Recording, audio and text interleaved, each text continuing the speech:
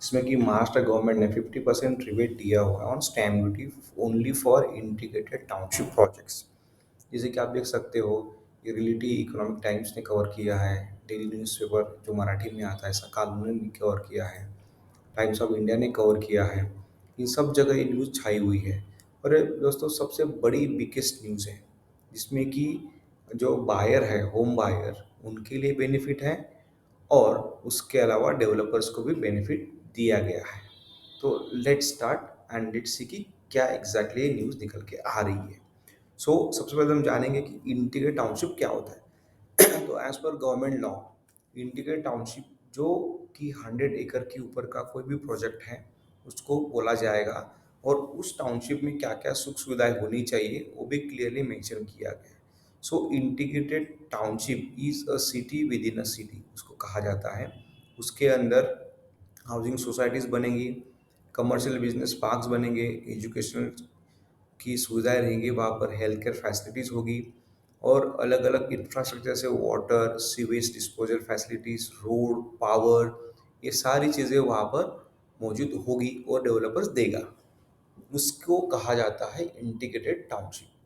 Minimum township होना चाहिए 100 एकड़ का। अब ये जो जीआर निकल के आ रहा है, जो कि 20 जून को अनाउंस किया गया था गवर्नमेंट ऑफ महाराष्ट्र के द्वारा, तो उसमें उन्होंने क्लियरली मेंशन किया गया कि ये जो 50% रिबेट है, ये उन्हीं टाउनशिप्स को मिलेगा जो कि 100 एकड़ के ऊपर है और टाउनशिप एक्ट के तहत रजिस्टर्ड है, जो कि गवर्नमेंट ने नोटिफाई किया हुआ है। अब इसमें क्या है कि आप बोलोगे कि 50% रिबेट तो पहले भी दिया था। यस, 50% रिबेट जो होम बायर्स है इस तरह के टाउनशिप में उनको ऑलरेडी गवर्नमेंट ऑफ महाराष्ट्र ने दिया हुआ है। अब ये नया चीज़ क्या है? तो ये नया चीज़ ये है कि जो नई टाउनशिप बनेगी, जो 20 तारीख है, 20 जून 2020 के बाद में जो कुछ नई टाउनशिप्स अनाउंस की जाएंगी, जो नई टाउनशिप्स बनेंगी, जो नए टाउनशिप का नोटिफिकेशन आएगा, उनके लिए ही ये एप्लीकेबल होगा। और ये जो 50% रिबेट दिया गया है, ये डेवलपर्स को दिया गया है।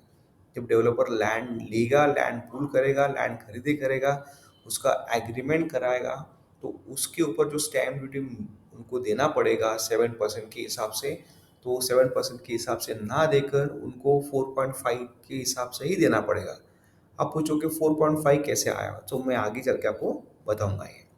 तो इसके हिसाब से उनको देना पड़ेगा। अब सेम न्यूज़ मराठी न्यूज़पेपर ने कवर किए हैं, उसको उन्होंने कहा है कि स्टैम्प ड्यूटी जो 50% का वेवर है, ये दोनों को नहीं मिलेगा। माने डेवलपर को एंड कस्टमर्स को, जो यूनिट खरीदेंगे, प्रॉपर्टी लेंगे, उन दोनों को नहीं है। एक ही एक को मिलेगा।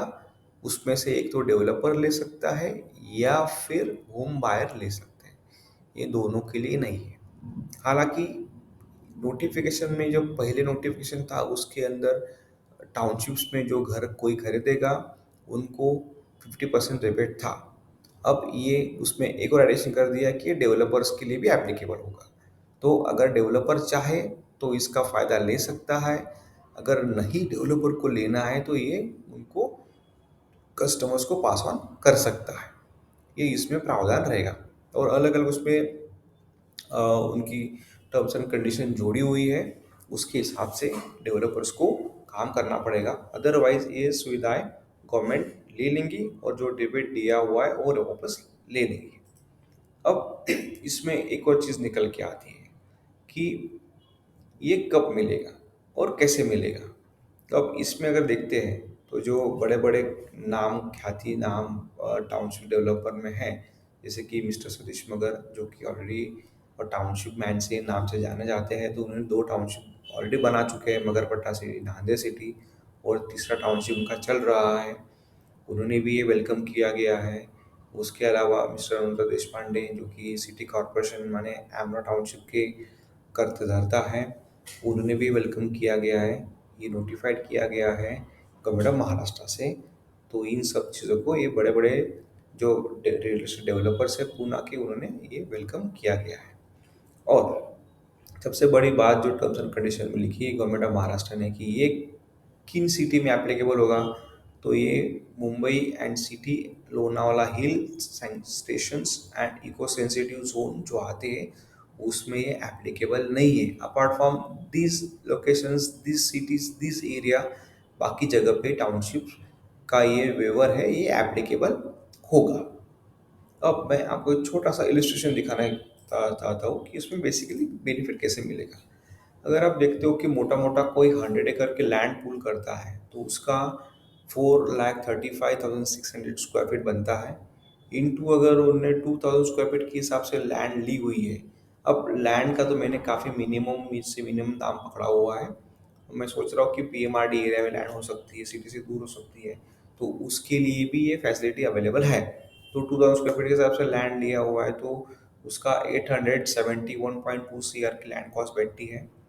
उसमें अगर देखते हो तो स्टैम्प ड्यूटी 7% के हिसाब से अगर देते हैं बिफोर जीआर, तो ये 61 करोड़ का स्टैम्प ड्यूटी बैठता है।